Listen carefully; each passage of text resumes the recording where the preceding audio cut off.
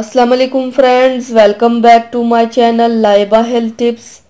Viewers, आज मैं आप लोगों के साथ शेयर करूंगी कि कैसे आप स्किन वाइटनिंग क्रीम घर पर बना सकते हैं और कैसे आप इसका जादुई रिज़ल्ट देख सकते हैं।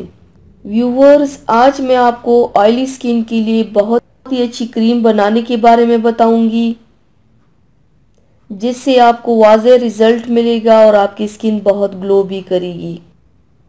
तो चलिए शुरू करते हैं, पर इसके पहले प्लीज़ मेरे चैनल को सब्सक्राइब कर लीजिए और बेल आइकन को दबाइए एवरी लेटेस्ट ब्यूटी अपडेट को सबसे पहले पाने के लिए।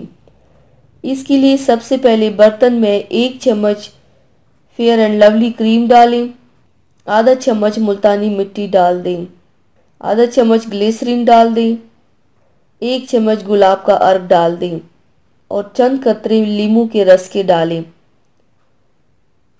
अब इन सब चीज़ों को अच्छी तरह से मिक्स कर लें।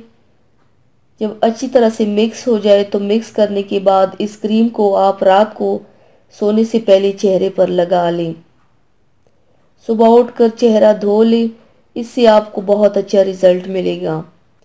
आपका रंग काफ़ी गोरा होगा और जिल्द चमकदार होगी।